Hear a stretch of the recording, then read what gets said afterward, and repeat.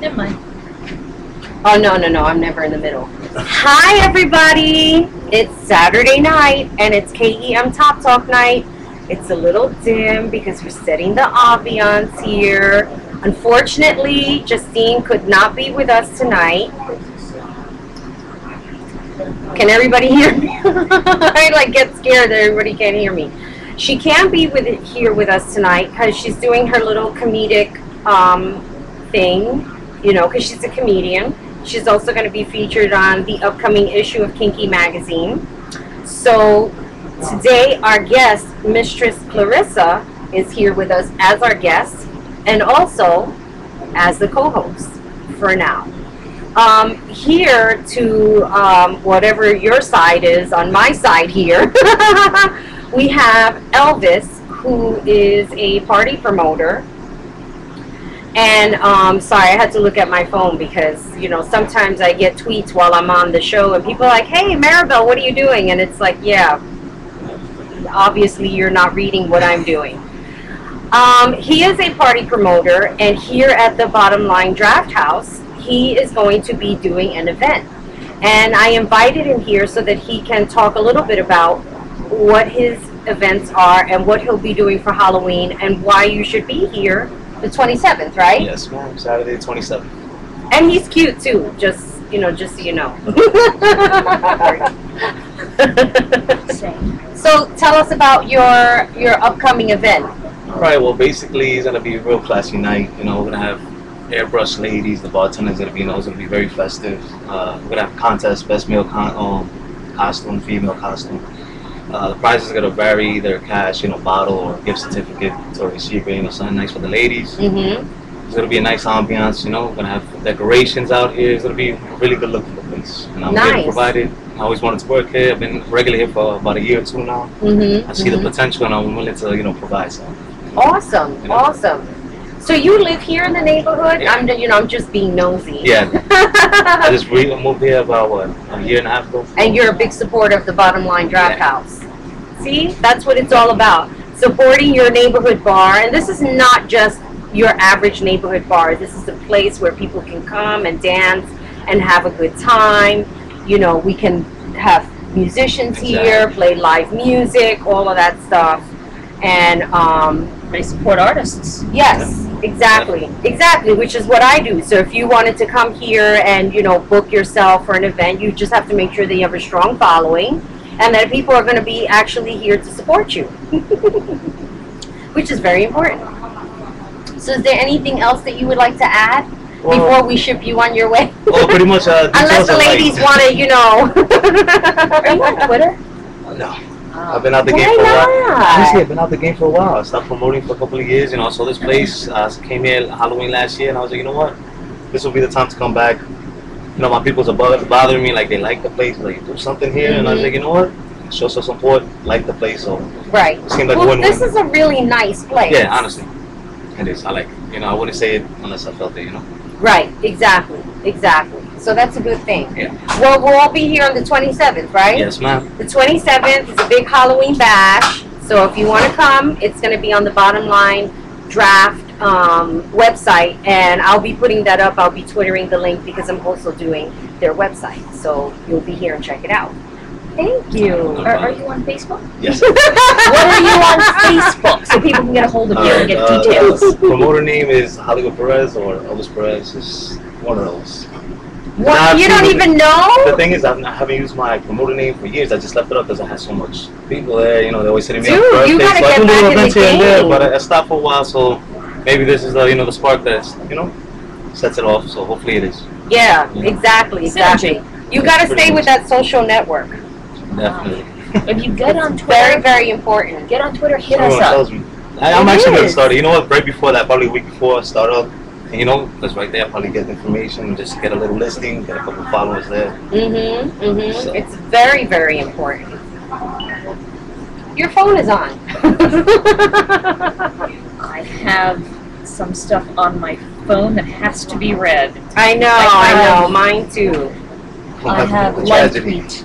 I have live tweet going on. There's nothing wrong with live twittering. So Do you want to stay on? And, Oh, actually, yeah, definitely. I didn't know when was cute. I mean, because we're going to be talking about some raunchy stuff here, so you're more than welcome to stay if Are you you old want. enough? Huh? Are you old enough? Oh, it's not like that. He better be old enough. Anything under 40 at this point is Yeah. too young with the way women talk. Yeah, really. So this week, of course, you know that I always like to start off with news. This week, there was a lot of things going on between the entertainment news. Oh, thank you, Double G. Love you. He said we look great. Oh, awesome. So there's been a lot of stuff going on this week. There's a man that came in and I'm checking him out. I'm sorry. Let me concentrate again. So, a white man comes in and there's like no... I like lose it over here. Okay. So between entertainment and politics, one of the first things I wanted to talk about was Lindsay Lohan and Amanda Bynes. Apparently, Lindsay attacked Amanda Bynes because, she's going off and like crashing cars and whatever the fuck this girl is doing. And Lindsay Lohan is like, I got arrested for what I did, and this girl's like still walking around in the street. Totally understandable. The minute she says that, the next day some guy pretends that he got hit by her car. And I'm sorry, I have to defend Lindsay. I know her father. I interviewed him.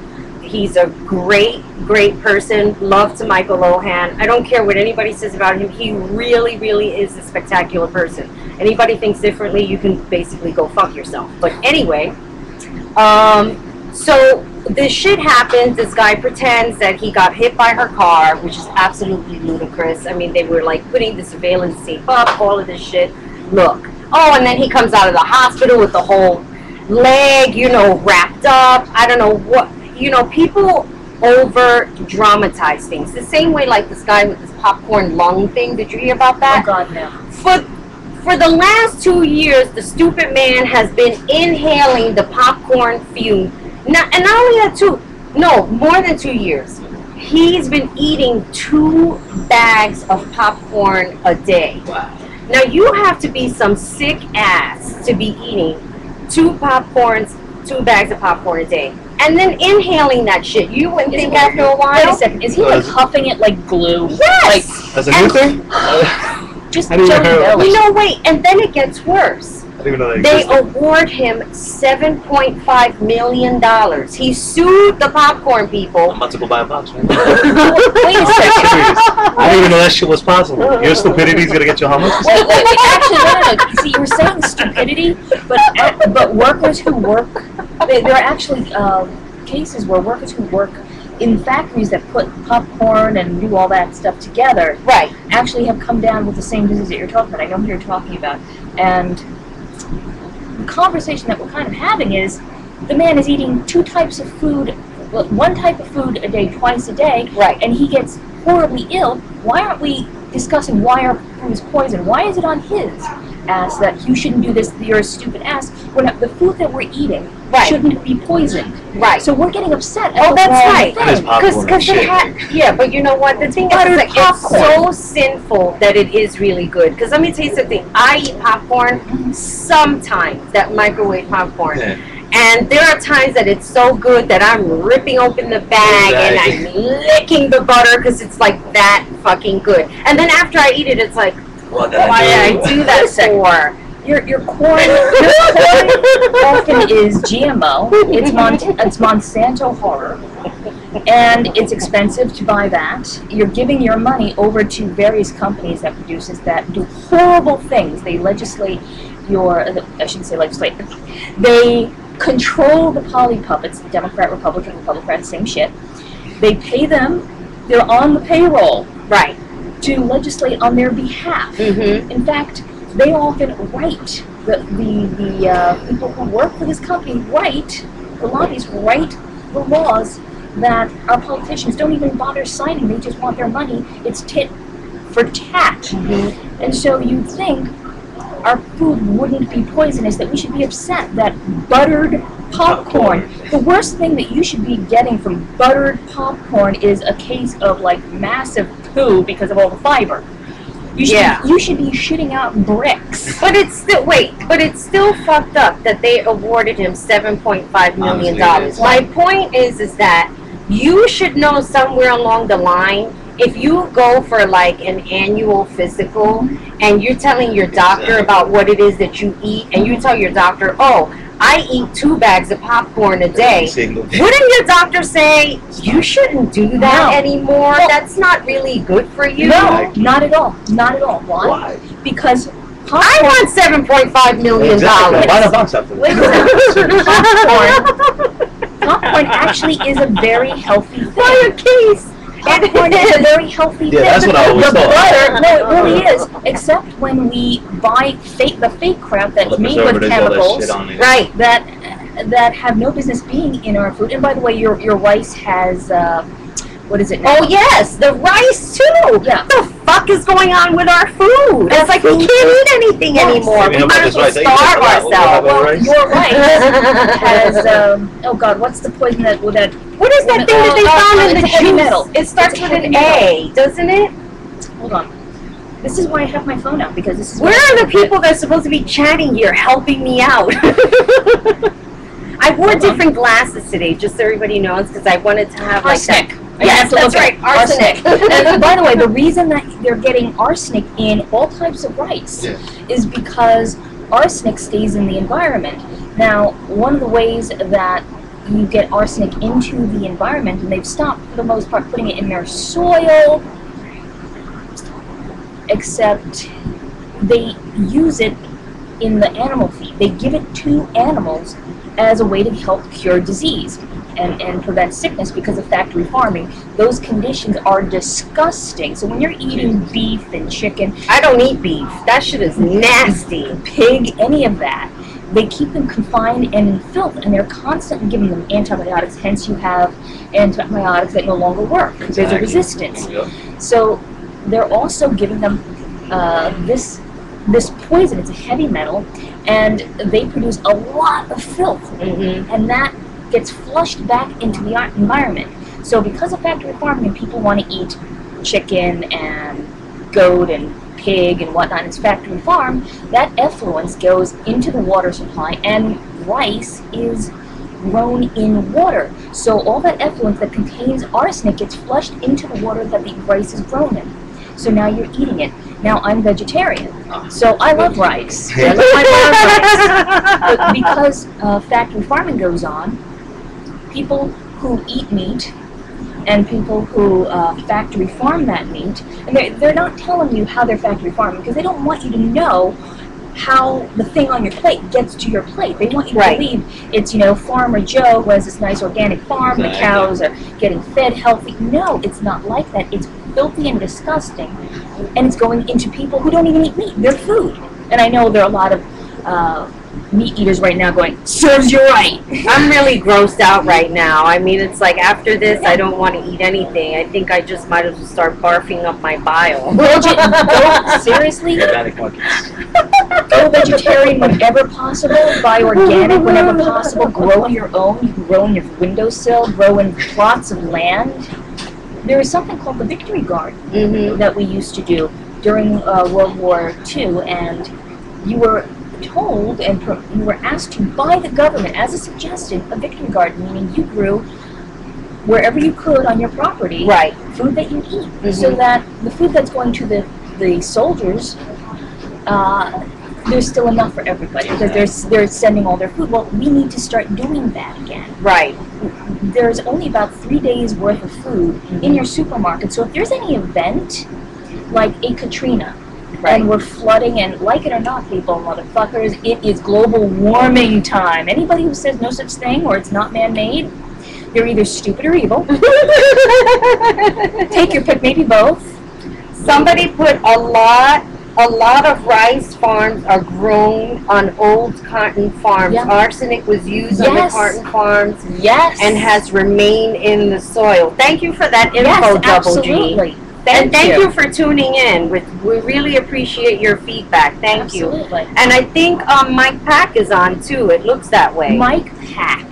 Are you stalking me? I hope so. He's such a sweetheart. So getting back to the whole fakeness of, you know, the Lindsay Lohan thing. I'm totally on Lindsay's side. I need to say that. I don't believe that she hit this guy. I think he's being a drama queen. And, you know, he's just trying to gain money. That's all he's trying to do. He's trying to game the system. So, yeah, exactly. And it's like, dude, just work for your fucking money and stop the, you know, bullshit with Just the get whole... popcorn. Yeah, get popcorn. Huff the shit out of it. So you don't think you get hit by a case of popcorn and inhale that shit and Put make shit on one money the right with a way. Yeah. Crush it.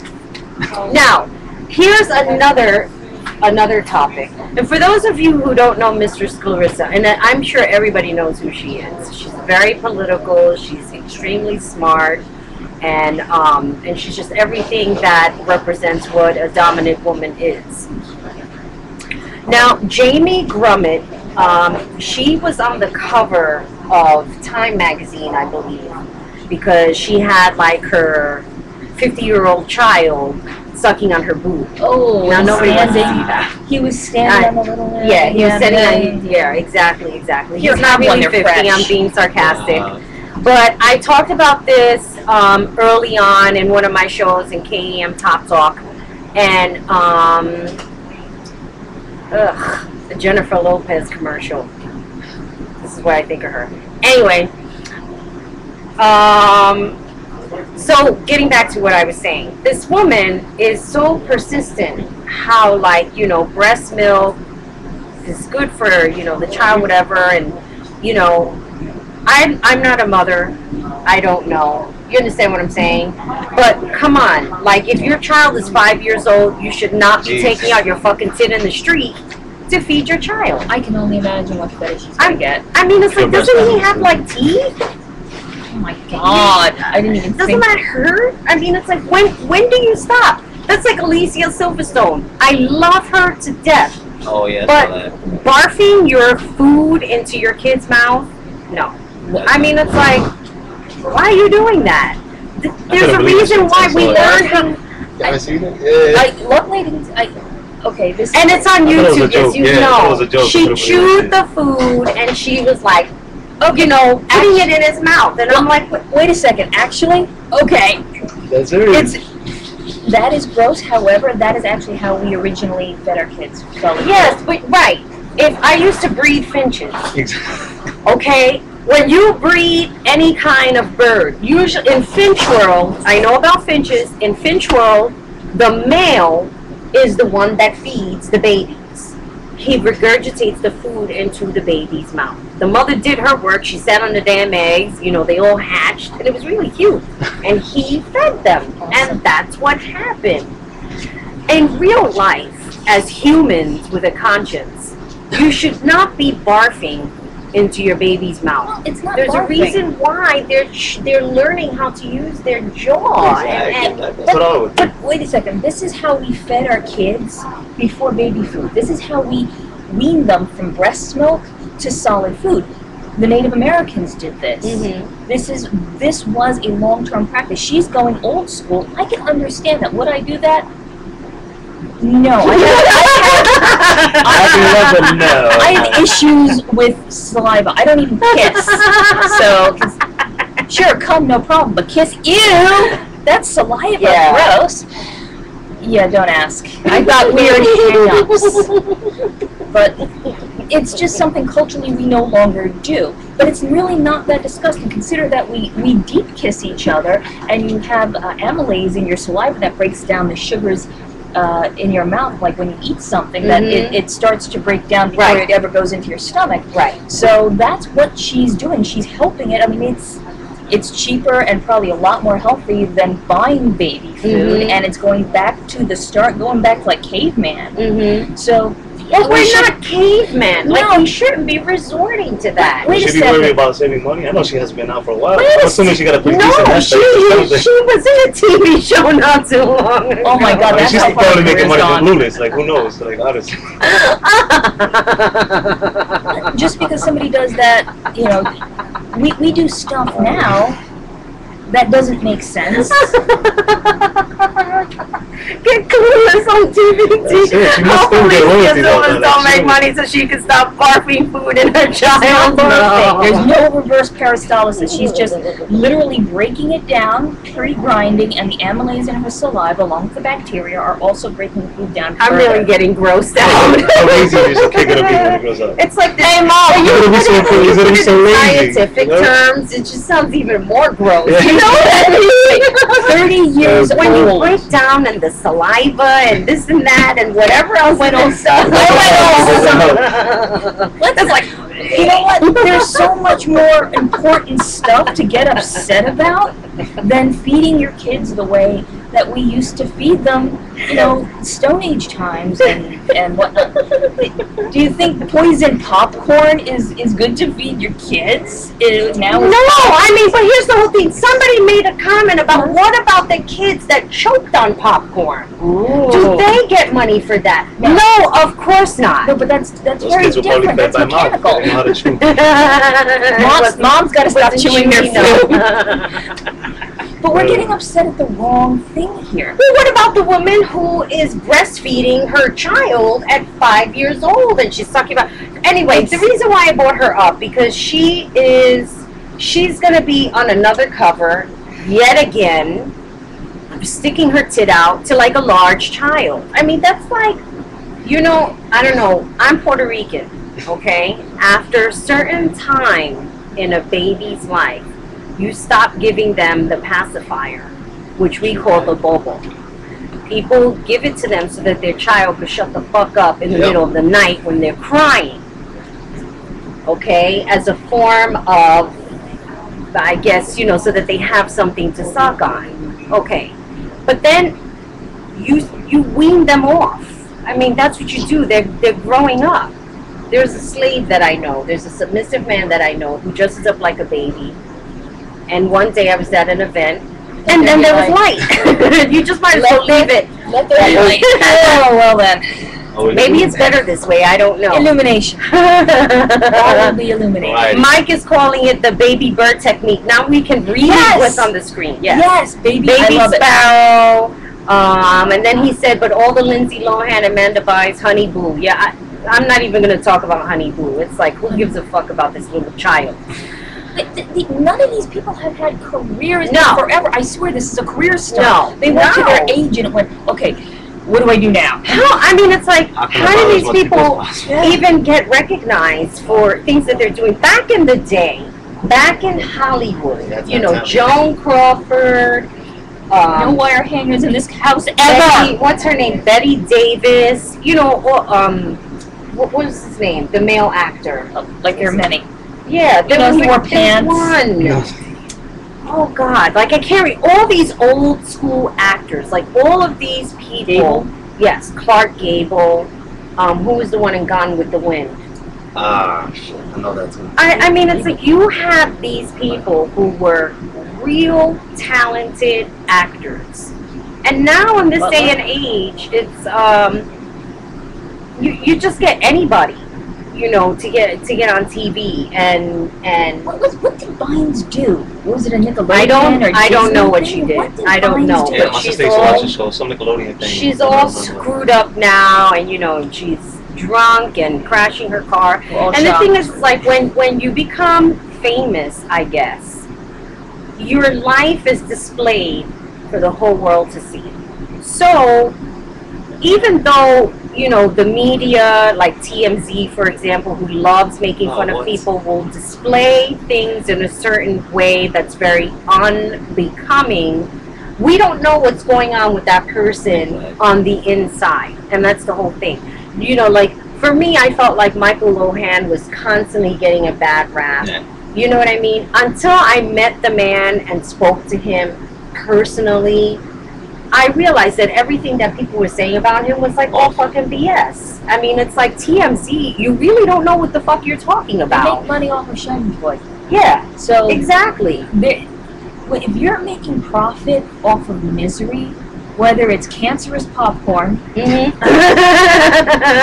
or Still can't somebody's desperate attempt at trying to regain their life or career, there's something fucked up about that. Yeah. Because then there's no motivation to do anything, and there goes human civilization. Look at what we have set up right now. We profit off of the worst things. We have, if you go for treatment for cancer, you know what the side effect of chemo is? Cancer. I shit you not. No, cancer is the side effect. Wow. I'm not kidding. That was the point. Yes, exactly. Look up Brzezinski. He's actually a man who has a cure for brain cancer. The FDA is trying to put him out of business. They can't because his stuff works. So let's go have a walk or a jog and wear a pink ribbon. But really what we're doing, whether it's this or anything else now, what we consider capitalism is really based in, go fuck yourself. I don't have to give you service. Right. I don't have to give you what you paid for. You're just going to take it, and I am going to make my money off of making you more sick and more miserable and fucking your life so much worse so people can watch it for spectacle. This is bread and circuses at this point. Double G is saying right now, so right about cancer. So what we have what our system now is founded on, has now become how we all do business, is not creating a product, not creating value. We're just saying, you have to go to this bank because that's all that's available. Yeah. You have to purchase this food because that's all that's available.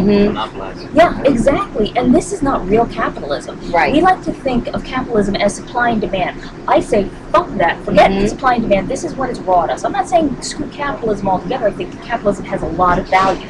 But instead, flip it. Demand and supply. Demand non-lethal popcorn. Exactly. Demand. It's like, when did we become so submissive? Exactly. It's like, what happened? You know, what was Mitt Romney saying the other day? He was making fun of Obama because Obama had said, you know, we have to start fixing up Washington from the outside. And then Mitt Romney's like, see, he's in it again. He did it again.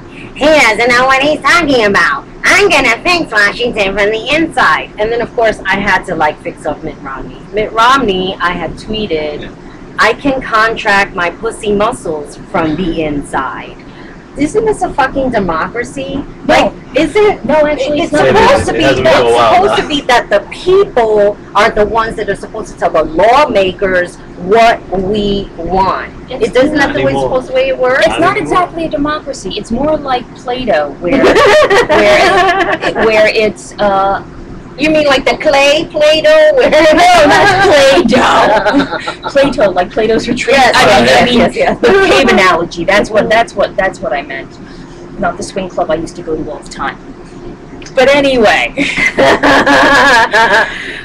my mind wandered off for a minute there. Plato, actually, his philosophy on power it's not democracy. It's set up where you have certain people in control who actually know what the fuck they're doing, and the people beneath them have given them their power over. Right. I'm trying to put this in the most easiest way to say it, but actually that is what our country is more like, or supposed to be like. Democracy, we bandy around the word democracy, but that's not what we have, that's not what we built, that is not what our forefathers, who remember are all white, landed, rich folk. We forget that. And by the way, a lot of the people that are our founding fathers, the Tea Party members, would hate them.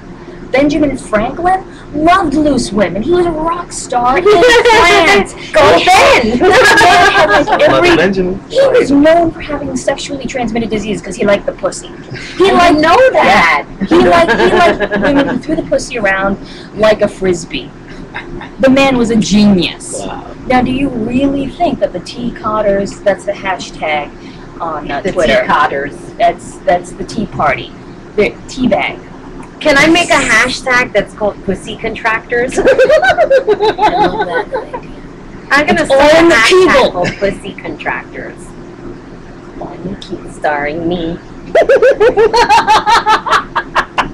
Wait, is this a show where it's all secret underground. No one knows about this, and when something goes really bad, they call the pussy contract. Yeah, They'll sort it all out by contracting their pussies tight, clenching those muscles, making everything all right. Look, Double G said, call it pecan.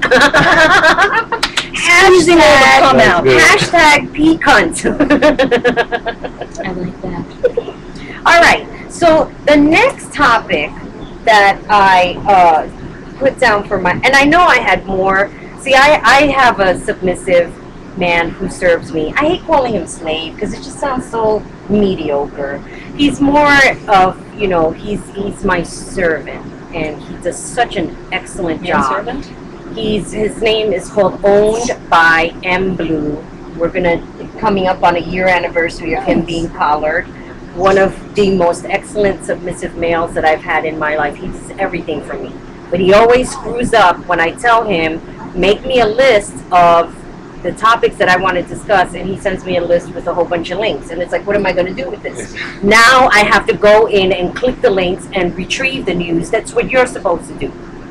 So anyway. Bullet points. Ask him for bullet points. How can... I mean, you would think. His Girl Friday, come on. Oh, my goodness. So, okay. For some reason, I wrote privacy laws. There's something that happened, and I guess I never finished it. So, I was watching, I try to watch like a little bit of TV just to get like my fill of news and stuff like that, everything that's going on in entertainment, everything that's going on and whatever I can catch, I write it down. There's too much focus on the presidency and not enough on the House and the Senate.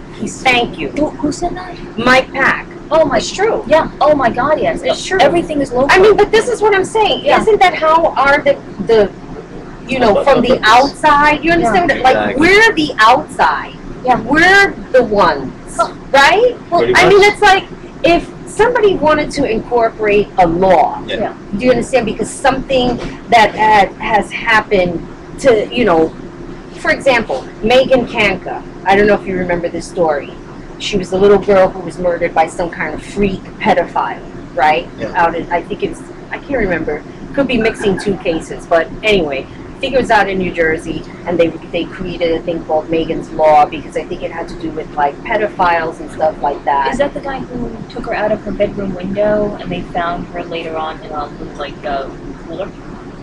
I can't remember, but it was hideous, and I know that something had happened in the case where it created the law. So I'm saying all this to say is that isn't that the way a law begins? Yes. Because something happens. Yes. Spark of the grain. Right, Adaptive. exactly. So isn't that fixing it from the Yes. outside? Isn't Yes. President Obama correct when he's saying he's reaching out to the outside? The outside is the people that live in this country. Yeah. So again, Mitt Romney, what are you talking about? Well, Okay. Mitt Romney thinks middle class is $250,000. That's middle class to him. Where? I need to meet these middle class people. Mind Jesus you, Christ. Mitt Romney, let's put this into perspective. Mitt Romney's father was on government assistance when he came to the country. Mitt Romney thinks anybody who's on government assistance is a loser. They are a moocher. Now, what about all those companies that, like BP, they've paid little or no taxes. GE, little, and in certain years, no taxes. Yeah. We have to wonder about Mitt Romney, or our money, as I like to call him. Mm-hmm. What about his taxes? He's saying, his wife is basically saying, go fuck yourselves. We don't have to give you anything, you peons, you. When people think Mitt Romney, understand this is your boss. This is the guy who says, I can make more money by sending your job over to China, where I'm going to use slave wagering. Right. Oh, and all the stuff that comprises that thing that I'm manufacturing is toxic because there are no environmental laws. Exactly. So I'm going to get to save a lot of money and make money by getting rid of the real work, Right. the real work ethic. You know that hard work they like to extol? Mm-hmm. They basically decided the only people who have to work really hard are people blue collar who aren't wealthy, aren't born wealthy. Mitt Romney's father did work his way up. Mitt Romney did not. He's that spoiled kid. You know that kid who got that hot car on their 16th birthday, but because it wasn't the right color, Exactly. has a hissy fit. That's him. He grows up to be the boss with no empathy, doesn't understand work. How dare you demean half of the country saying that they're moochers? You mean like your war veterans? You mean like mothers who are poor, whose jobs were shipped overseas because of somebody like you? Exactly. That. Grandma, Nana. Yeah. So only rich people, born rich. The richest people in the world, the Forbes list, 40% of them were born rich. So don't tell me this is all about hard work. If you work hard enough, you'll make money. I mean, I work hard every day. Yeah. I own a magazine. I'm the executive producer of my own talk show. You create something. What does he create? He creates nothing but misery. Exactly. Oh, and he helped. And Monsanto. I can still contract my pussy from the inside.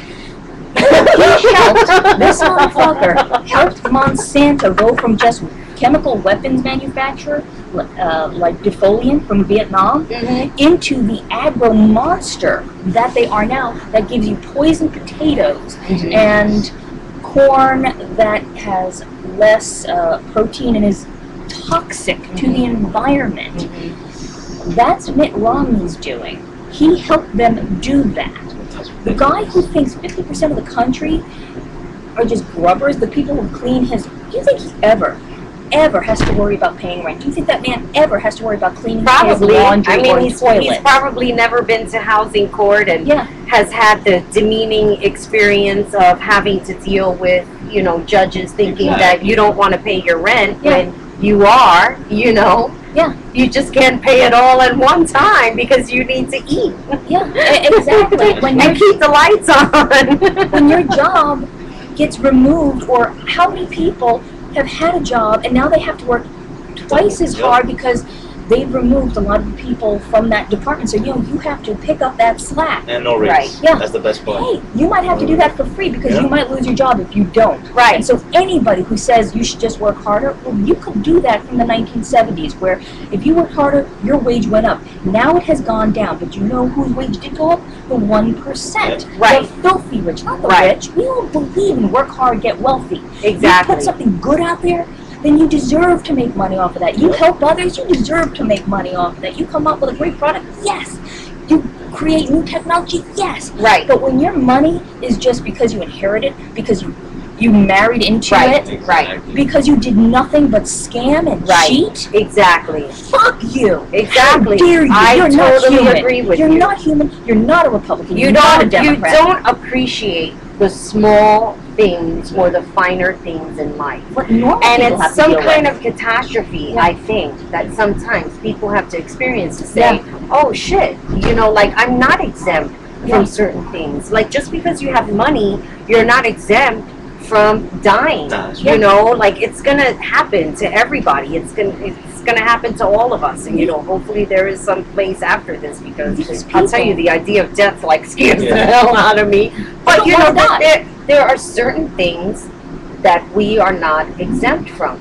And I mean, look at the whole thing, what happened with Bernie Madoff. I mean, like people, it's funny because like I have a friend and she had me cracking up because I don't usually like know these things, you know what I mean? Like, you know, I have an eclectic group of friends, all different races, nationalities, and she made a joke about, well, you know, now that this is going to happen, watch, all these white people are going to start killing themselves. And I'm like, that's not true. And then before you know it, that's exactly what was going on. And I'm saying to myself, you have got to be fucking kidding me. Like, one is slicing his wrist. And it's like, really? Is it that fucking serious? That you got to be slicing your fucking wrist because, oh my God, I'm not going to have my maid anymore. So let me just go and kill myself. I've washed clothes, man. I was watching since I was 8 years old. I don't care. My mom's like, you know what? It's time to grow up. Okay. Jesus.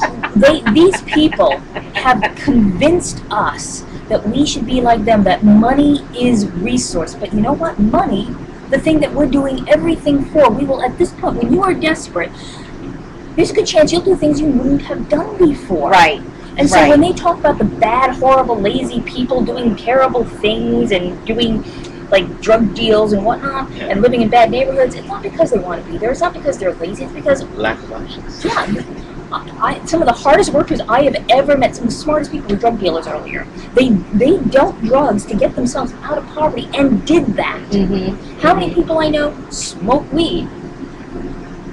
And yet that's criminal. But Mayor Bloomberg did. Our values are so screwed up. So the things that come naturally to us, sex, love, whether you're same gender or not, those natural things, the things that we are hardwired for. We are hardwired for sex and communication. These are the very things they tell you, no, that's wrong, that's bad. The only thing that counts is money, hard cash. Can you eat money? No. Can you drink money? No. Can you breathe money? No. You need... And you can't even, you can wipe your ass with it, but you know, that's what I mean, it is paper. Mike Pack is making another comment. He said, I have to scroll down. He was making a comment about the 47%.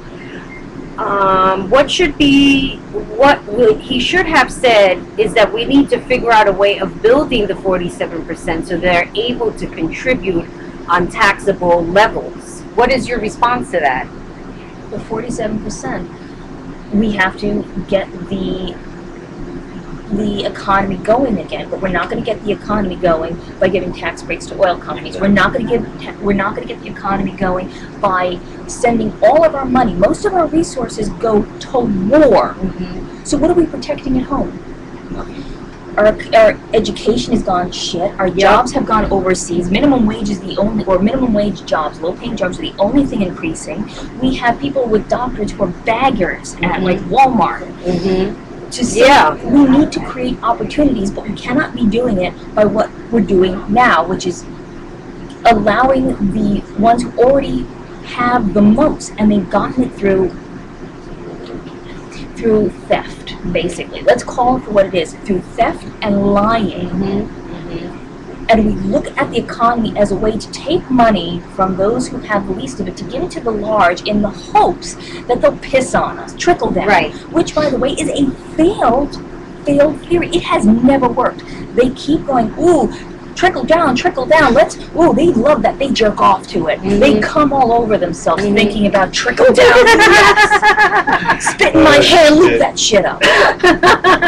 They're into piss fetish, is what that is. What do you think about when Obama's talking about like spreading the wealth? And they call it like that socialist idea. It's not socialism. It's not socialism. You have it to spread around, honestly. Honestly, like, what is 1 million going to do to your net worth? But you know what it is? It's greed. Yes. People are stuck on greed. And it was a man who won, like, I think it was over $800 million lottery.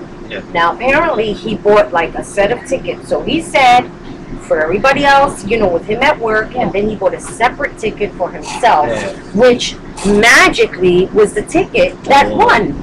And then, of course, his co-workers are going to get upset because he doesn't want to share over $800 million fucking dollars. Are you fucking kidding me?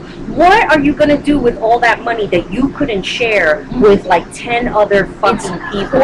It's hoarding. And this is why we have this failing economy. It's $800 million fucking dollars. Could have been wasted. He's not even going to be broke after he... All this is mine. Don't touch anything. Like, for real? You're not going to be fucking broke, motherfucker. You won't even be able to spend that shit in your fucking lifetime. I mean, like, for real?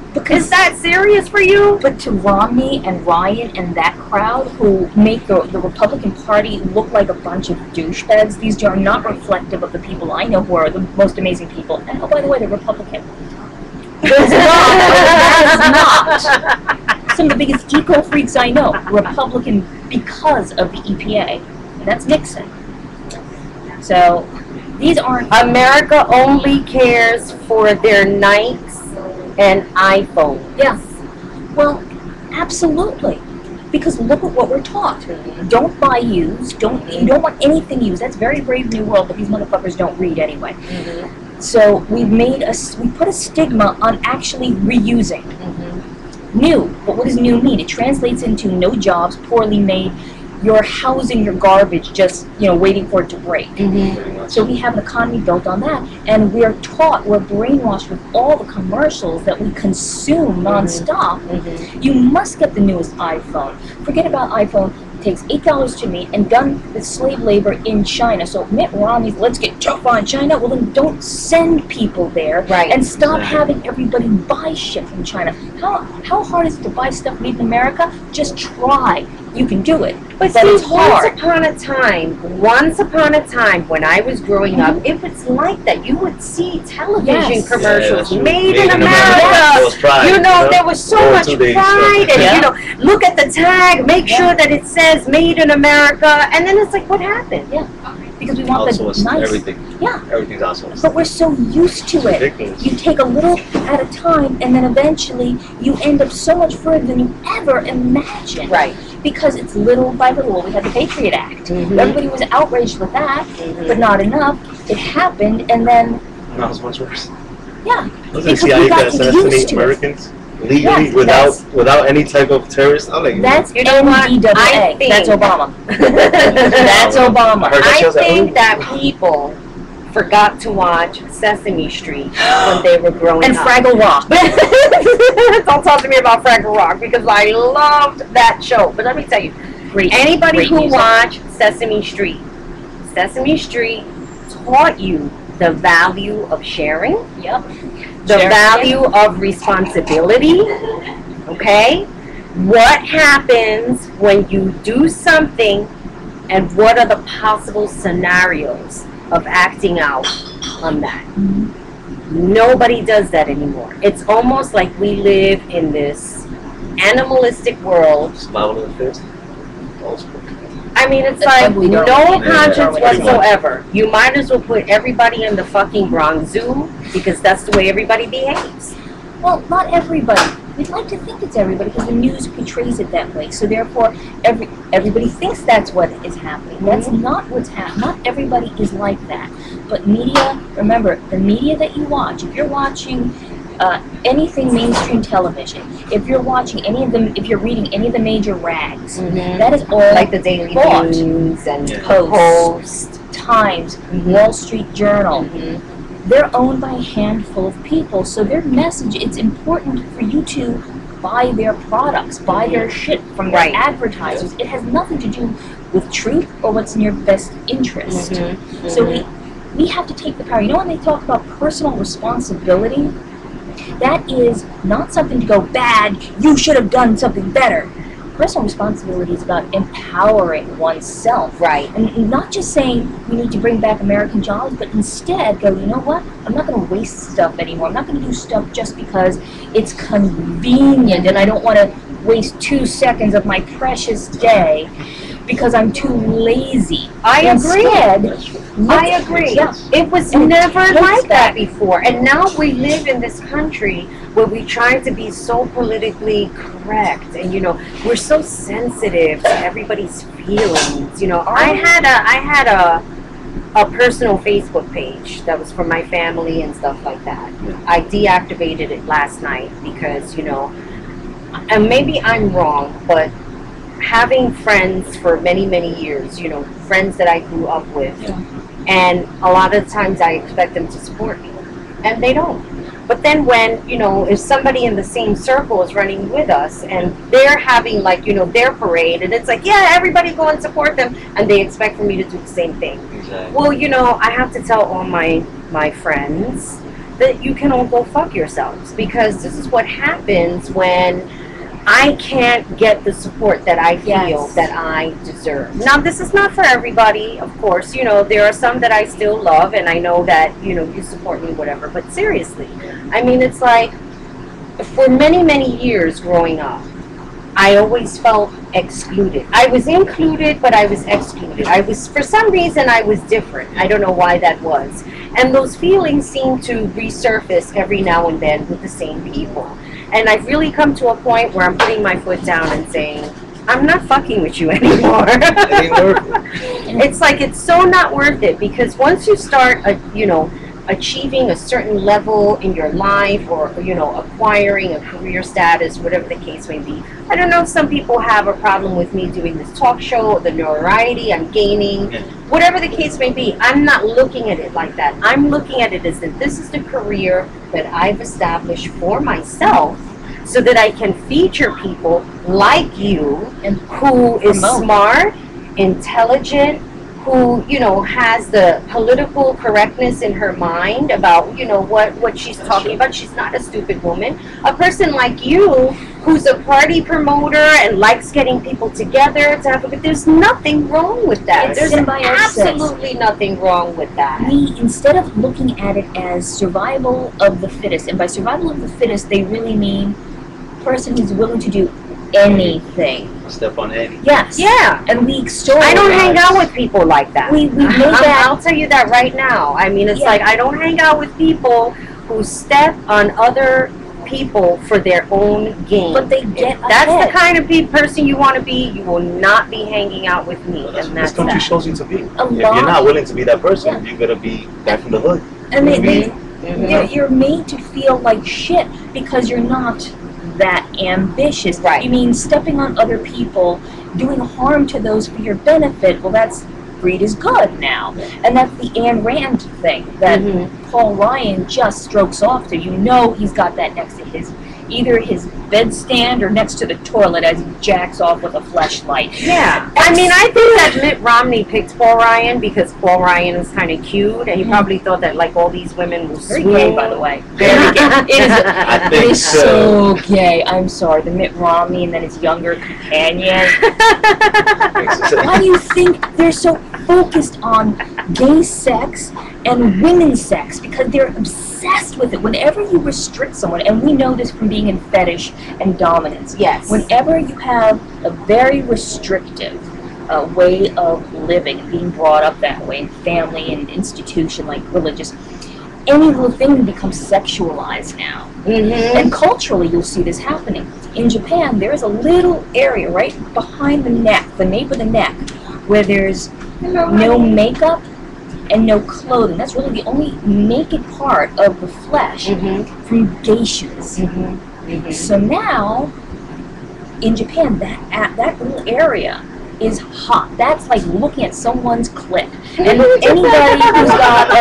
anybody who's got a massive foot fetish, a woman can walk in totally stark naked, and that person's just going to stare at the feet. Right. So when you take a person and say all those natural hardwired things, those are all evil, that's all wrong. Well, first of all, you've already set that person up to always come back to you, to that institution, like religious institutions that say everything's bad, everything's immoral, you have to come to me for saving. So they're always going to have to do that because it's hardwired, so they're always going to have to come back to be saved.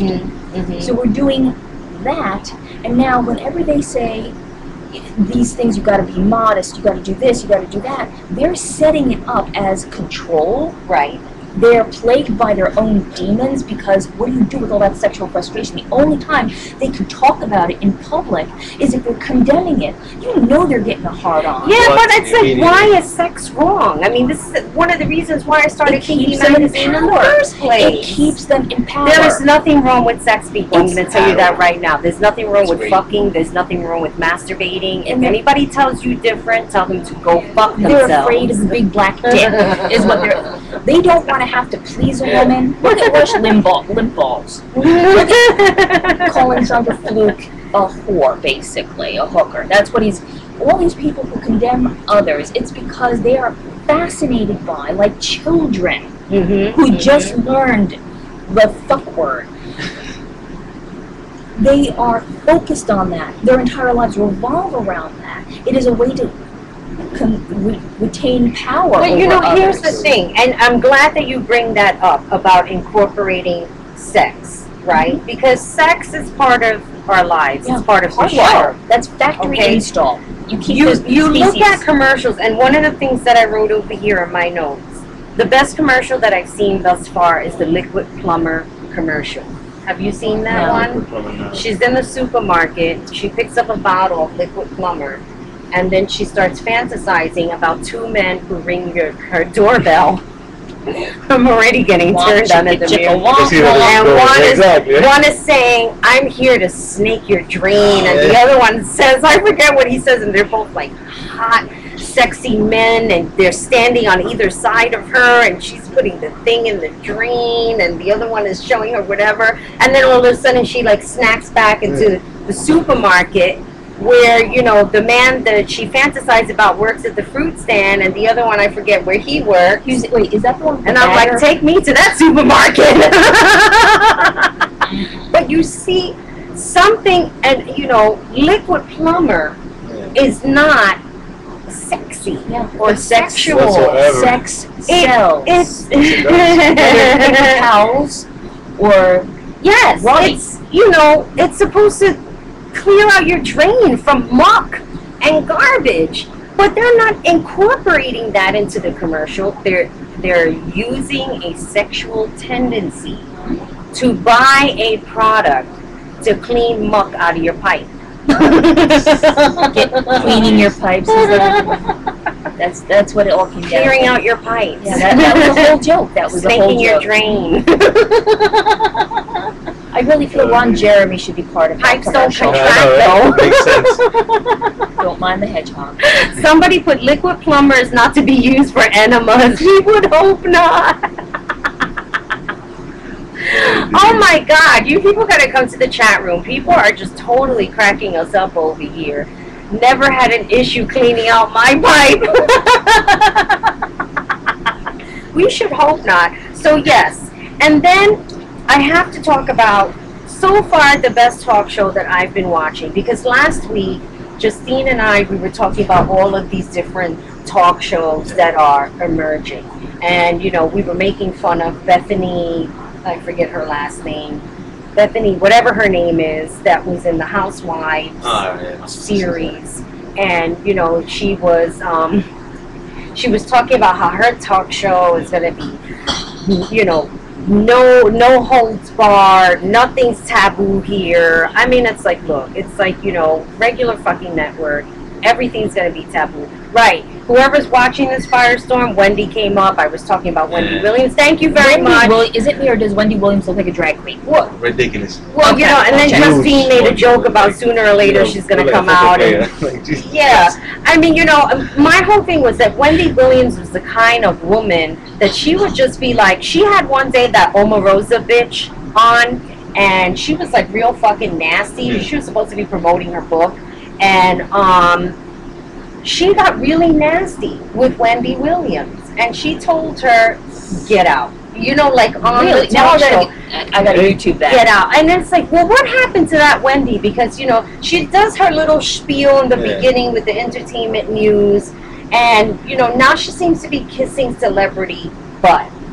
And I think what happens is that once you're in a, you know, in a forum, like me, I consider myself a talk show host. This is what I'm doing.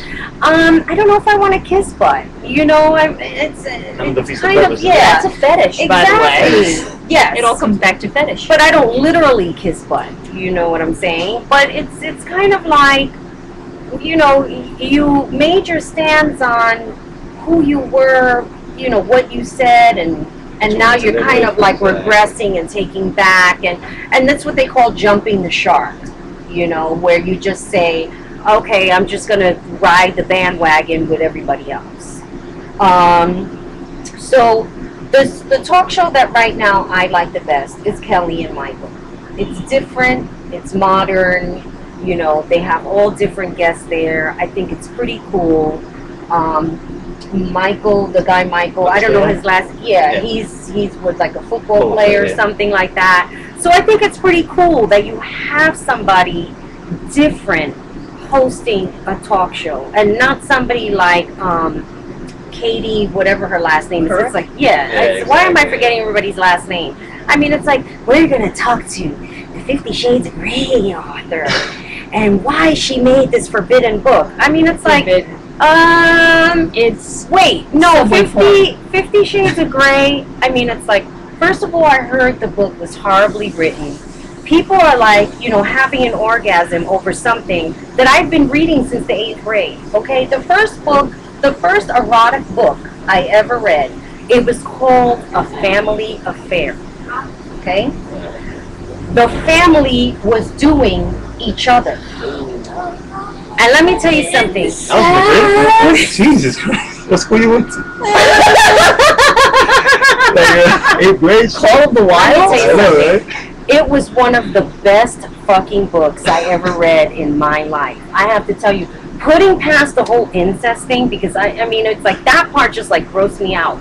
It was the sexual acts that was going on. The way this person wrote this book, it was so fucking erotic. I think my pants just unwet themselves. And it's like, oh my God, like there are books out there. Then there was this other book I read where the woman experienced like this fetish where the guy froze candy and then he would take it out and put it in her pussy and then just the candy out and all that. Asking for yeast infection. I'm just saying. Like, you know. So no, I'm sorry, E.L. James. You're not an original. You just tapped into a market where there are women who are horny, like you know, the way you look, okay? And if I'm being offensive, fuck you. Let me just clarify. I'm like in this really go fuck yourself mood. And you know, she tapped into this market of women who probably don't feel good about themselves. Yeah. They're very, you know, and you know, they don't get out much and they're trapped with like children and stuff like that. I'm assuming that's a good market right now, so. Well, yeah. They don't know what they're missing, so you have a whole bunch of people who really don't know BDSM. They don't know fetish. Right. So anything anybody tells them about fetish, they think that's what it is. Because a lot And of it's us, not. yeah. I mean, it's like you're sitting here with two women who are experienced. Yeah. She's much more experienced than I am. I have to say that. She's much more experienced. She knows what the hell she's doing. I mean, it's like I would be trained by her. Do you understand what I'm saying? That's such a I have a different, you know, type of fetish that I practice with my submissive, and you know, just as well as whoever she practices with. Everybody has something different. You know, what you read in this book, you know, like 50 Shades of Grey, you're not going to really find what true fetishism is about. And the love that's there. There's so much. I have a philosophy. It's more than just handcuffs. Yes. No, That's what I have to say. It's more than just handcuffs. Absolutely. Just because you use handcuffs, you can't say, oh, that's BDSM. It's not BDSM. It's just you using handcuffs. It's a mindset. I created a philosophy called Dominism, and it's based on the tenets of BDSM and fetish. Because if you think about it, there is nothing like, say, a masochist and a sadist in the truest form of symbiosis. Mm-hmm. That there is somebody who goes, I like to do this, and it's extreme. Mm-hmm. And then you have another person who goes, you know what, I like that extreme. No one else really enjoys it except for the two of us. Right. Let's do this together. Mm-hmm. And this is at the core of things that make nature wonderful, because there are a lot of nature in and of itself doesn't waste anything. It's been around before us, will be right after us. Exactly. And it works, a lot of it works on diversity and symbiosis. So ants farm aphids, they take care of everything benefits instead of you versus me. Mm-hmm. Dominism is based on symbiosis. That's one of the biggest tenets of it. And that could be done by, you know, it doesn't matter if you're top or bottom, fetish or not. It's just dominism because it's based within domination and this idea that we hold of safe, sane, and informed consent. We cannot agree to something unless you actually know what it is. Right. And so we have this great example of the best of humanity in BDSM, in sadomasochism, because of symbiosis. If we can do this, if we can have such an extreme but loving relationship, why not put that out in the rest of the world? Let the rest of the world use our toolbox. Go, this is what works. We can prove that it works. Now, take that, use it for yourself. Work in a world of symbiosis. So it's not you versus me. It's us working together, each one benefiting the other, so that that behavior continues. It's continual. It's not short term, like we have everything set up now. It's short term growth. Right. With symbiosis, you can it's Naturally. always going to be there. Adapt if we need to adapt. Right. But it's continual. That is where we need to go as a society. Right. Right. Some people, I guess, are not willing to learn, and the easiest and most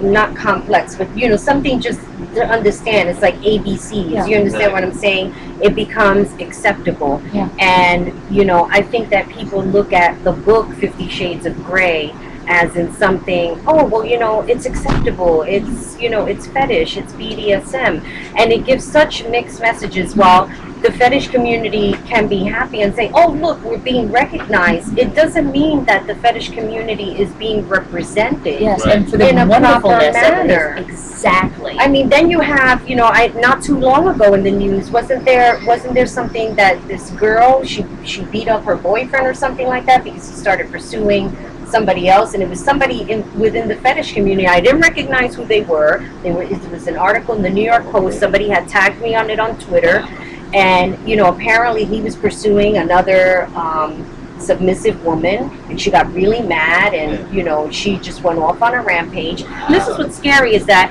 people go to events in New York City. These events, these fetish events, should be held in the highest regard of privacy, because these events are designed for people to meet other people with the like-minded set that, you know, you're there to be and lay off the spanked, judgments. and you lay know, off the judgments. whatever the case may be, that you could be trusting somebody, you're going to go on a St. Andrew's cross, they're going to tie you up, you know, you're going to get flogged, or whatever the case may be. Whatever that person likes. Elvis looks scared. But, you know, this is something, this is something that for me, it is completely normal, just as I'm sure for you. I would go into a, you know, a fetish party, I would see people getting spanked over the That's knee. reading where we're from. I mean, it's like, it's completely normal to me. For other people, Shocking. it's not. You know, it's really frightening and scary. And then you have something like a book, you know, 50 Shades of Grey, that's, this is what BDSM is about. And it's not. It's narrow. It's not what it's a narrow about. picture. It's a lot of the stuff is kind of out of context in a way, when you don't have that thing between a sub and a dom that keeps them connected. Right. It's not just about pain. Oh gosh, it's so much. It's the pain is just a type of sensation, like a type of sound. And we create different sounds. Yeah, you have people that are voyeurs that like to come in and see somebody else, you know, yelping in pain, or just hearing the whip hit the skin. You know what I mean? Bam! And that's like such an enticing feeling. I mean, just for me thinking about it now, it's like it's exuberating to feel that, you know, just freeing to see that, you know, to see that somebody else is feeling that sting. You understand what I'm saying? Just about That's a good sex. feeling. It's not just about sex. People forget that it's about between your ears. It's emotional. Yes. It's a way of expressing oneself. Exactly. It's all these wonderful things that are often left out. They just try to put it down to the most, you know, crotch-rubbing experience that person can think of, whether it's based in anything or not, any knowledge. Right. So, you know, for those of you who read 50 Shades of Grey, you want to read something real, okay? You need to read the Tortured Soul trilogy by C.J. Cassidy. This is a good book. I read it's 3 books wrapped into one. I read one book, Living La Vida Puta. It's a very, very, very deep, and they are true stories about 3 different women who coincide, you know, they meet in their lives. They practice BDSM, they practice fetish, they experimented in their lives, and they didn't feel bad about what it was that they were doing. The Tortured Soul is about a woman who was in an abusive relationship and then met somebody who taught her how to control that pain. Yes. Because she liked it. Yeah. Now this woman lives in hiding. I don't know who she is. Okay, nobody will ever know who she is. She goes by Catherine, and she was shunned by society because she enjoyed that pain. Now, women who enjoy that kind of a pain should not be shunned by society, because you know what? Even though women can be submissive, they are the ones that are controlling the pain. And see, nobody understands the whole logic of what true BDSM is about and how deep it goes. It's such a psychological... Yeah, it can be so healing. Yes. It's a new way of looking at people. They find that when you beat kids, you beat children, they actually lose IQ points. And there are a lot of people who go, I was hit as a kid, so I'm going to hit my kids because I turned out great. I look at this and go, that's just a way of dealing with your own abuse, saying, I had to go through it, I have to validate it in some way. Because I can't think that maybe I'm not as smart as I could be. My childhood isn't as good as it could be. So they're dealing with something there. Now consider when you have adults, and I do mean adults who know what they're doing. Right. Safe, sane, informed, consensual. Using pain. There is no anger involved. Quite the opposite. It's now using this sensation as a reward. So it's anti-violence. There is no loss of IQ. This is not developmental. When you smack a child's hand, no, don't do that. That's actually making them dumber, because children, and you can look this up, don't just take my word out, Google it. I implore people to actually look at whatever I talk about and research it. Hitting a child's hand tells them, don't look at the world around you, don't get involved with the world around you. That's how children develop knowledge, is exploration through their hands. And now you take the flip side of that with BDSM, we're exploring with our hands, and we're exploring with pain. So there is no abuse. When we say abuse, it's like wink, wink, nudge, nudge, know what I mean, ha, ha. It's tongue in cheek. It takes the violence out of that. And I've actually come across people who were abused as children. And this is their way to cope with it and become stronger inside, because now they can say with a safe word, and mine's always banana, when they've had enough. But the more pain you take and start low and go high, the more you can keep taking, the more your body heals right after. You know what? It makes you tough. That makes you tough compared to beating up a kid. Talk about, like, how much of a threat is some guy to you? He's going to hit you. Or let's say our militarized police who are going to baton your ass. How much of a threat is that to somebody who really enjoys pain? And I've gotten people who love pain, like extreme pain, stuff that I won't even do because I'm a little concerned. So that's their dicks and pussies are hard and dripping with the thought of that type of pain. So really, now that police state who comes at you with a baton or a pain, that's not going to deter anymore. So basically, being able to get hit and take that pain and enjoy it now becomes a weapon.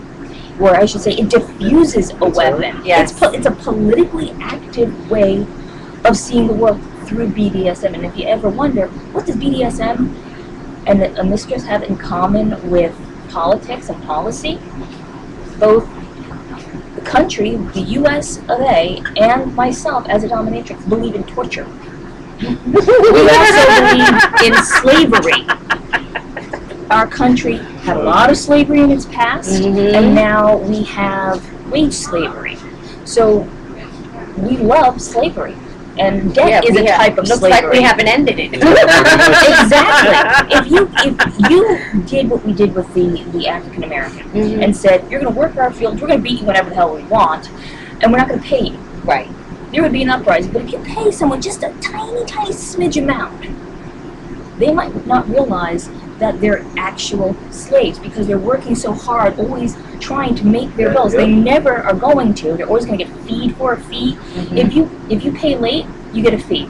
If you don't have enough money, like Citibank, if you have less than $1,500, you get a $10 fee. That's $120 a month. The banks are now taking your money. You have to have a certain amount of money. I mean, it's like everybody's doing it. Before you know it, TD Bank is going to be doing it too, because they're going to realize that. TD Bank has already done that. They actually screwed my credit They took money out because of a bounce check, didn't tell me. I got a letter in the mail saying you owe us 50. What? How did I bounce a check? Oh yeah, well you were supposed to. We didn't tell you about this, but you're supposed to have $100 in your account. And anytime you don't have that, we take $10 out of your account. And so eventually, thinking I had all this money in there, and I wrote a check, I didn't have it, and they didn't tell me about it. And so I get this letter in the mail saying I owe this money. When I had a pot, what? Huh? You have to pay this back. Here's the number to call. I kept calling, they'd disconnect me. I kept calling, they'd hang up on me. I'd call, and I'd just get looped around. That sounds like that commercial with that man that he says, "Hello, this is Peggy." Yes, exactly. That's "Hello, the this one. is Peggy." And it's like, So finally, you don't sound like a Peggy. finally, it comes down to, like, I can't get a hold of them. They said I have 30 days or there are going to be consequences. I have to go down in person to pay them. The woman at the bank, TD Bank in Bay Ridge, tries to contact them, and she's having a hard time, just saying, hey, she paid. Well, in that time, in the 30 days, where I couldn't get a hold of them and paid something that they stole from me, don't you know they put me on check system, which means I can't get a bank account. Because they've already screwed my credit. Only banks basically do checks. It's within that banking system. Right. So if they're FDIC, they're on check system, and that means they can put you on a check system because they bounced your check, even if it's not your fault. Wow. Because they can change things. It's in the fine print. You can't do anything. You cannot hold them accountable, even if they fuck up. It's in the fine print. And now when this is the country that we live in, people. When we fuck up, when we don't put your purchases in the right order, when we don't put your check through when we say we will, when we fuck up, there's nothing you can do about it. You might get a fee on your account, and that might cause a chain reaction that bounces stuff. Oh, and now you're on checks. Right. So basically, they've taken all these people out of the credit, which means you now have a hard time getting a job. So how do you make more money? Now you have a hard time getting an apartment. So they are now in control. When I hear douchebags like Romney say work harder, Exactly. how? When this is set up to fuck us at every turn. By the way, bailout. Yeah. How many banks got bailed out? We got shit on. We got screwed over. Somebody took a screenshot of us. Our tax money went to bail out the people who screwed us over through theft and lies and manipulation of fake money. And they use our money. Banks use our money to invest and make them money. Exactly. But we get to pay $120 to just have access to our money. Why are we okay with this? I don't know, people. Obama's right. It starts from the outside. We are the people. At least I thought we were. I don't know what the fuck we are anymore. Where's that American go fuck yourself attitude? You will not hold us down. You will not take the family farm. You will not steal from Yeah, us. exactly. Like, what happened to, like, Sally Field? You know what I mean? It's We're not going to take this happened to anymore. all that? It's I don't know anymore. Why you know what? We can go on about this all night. Unfortunately, we're going to have to end the show. I think that Mistress Clarissa is one of the best guests that I've had as far as talking about politics and news. I learned a lot today. I'll tell you that. And Elvis, thank you for participating in the show so unexpectedly. I wasn't prepared, but I tried my best. And just It's cleavage here, that's what. Yes. the titties and the cleavage. This is what KEM Top Talk is all about. It's about sex, it's about politics, it's about news, it's about life. You're going to want to watch a talk show that's going to give it to you raw. You're not going to get it with Katie. You're not going to get it with Bethany. You're not going to get it with Wendy Williams anymore. You might as well tune into the internet, because this is where you're going to find the truth, right here at KEM Top Talk. So I need to, of course, do my shout outs. I have my Twitter thing over here. I need to shout out 666 Double G for watching the show. Thank you so much. Mike Pack 99, Mama K Bear. I love that girl. I mean, she's so fucking beautiful. Love you, love you, love you. K&N Annie, Kathy and Annie, they're also out in California. That guy, my friend Debbie, who actually has been a very good friend of mine for many, many, many years, and she's just been a total, wonderful support. My IT guy texts me, waiting, watching you on stream, having fun. Sean Alman, who is, one of the greatest people on Twitter. He's always retweeting and telling people to follow me. Baroness V, there's all these wonderful women that's going to be interviewed. Akara Fang, Baroness V. Oh God, I have like my list here, and of course I'm not going to remember everybody. Athami's Curse, Dr. Sue Storm. This issue, this dominant issue, is going to be one of the best issues ever on Kinky Magazine. And it's not just about dominant BDSM, it's about women who are dominant in their life. It's pro-think. And Mistress Clarissa is going to be donating. She's going to be submitting something for Kinky Nation. Symbiosis, mutual. We love it. Aid. Yes, And we love it. Before we go, can I possibly just Yes, read something? So, absolutely. Okay. Absolutely. I'm big on women's rights because we've like totally forgot that we deserve them. Yeah, really. And Mitt Ryan, not Mitt. Mitt Ryan. Ryan. Yeah, exactly. Okay, so there is a group of conservatives at the conservative conference last Friday that Ryan spoke at, that the Values Voter Summit, okay? And they are attacking women for being immodest, this group. So they put out flyers demanding women become more modest in their dress and behavior. And I have to read this from the Modesty. It's nothing to be ashamed of pamphlet. I'm quoting here. Since men are particularly visual, immodesty in church can trigger lustful thoughts. My men's Bible study group talks frequently about controlling our lust thoughts and eyes. Yes, the problem and responsibility are ours, but it is really reasonable for the women of the church to make it this difficult for us? From the True Woman Manifesto. All women, whether married or single, are to model femininity in their various relationships by exhibiting a distinctive modesty, responsiveness, and gentleness of spirit. The Family Research Council provided Modesty Matters with a table at the conference to distribute these pamphlets. Yeah, that's also what the Taliban requires of women. As a woman, as a lustful woman, I don't know about you. I'm very lustful. I know if I go to church or if I go out and see men folk, no matter if their tits are bigger than mine, mm-hmm. I still can't get turned. I still can't help but get turned on just knowing right. that they're there. So for guys, because just being there mm-hmm. is going to turn us on. So I'm demanding now that men wear chastity belts. I want every man in the CD 3000 so that I don't have to worry about at least a chastity belt. I would also highly recommend sissification. Okay? So that women don't have to be put off by their own lust and the lust that men trigger in us. Because it doesn't matter really what they wear. You know.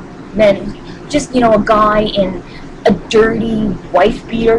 My nipples get so hard. Oh my God. I need men in chastity belts. What do you think?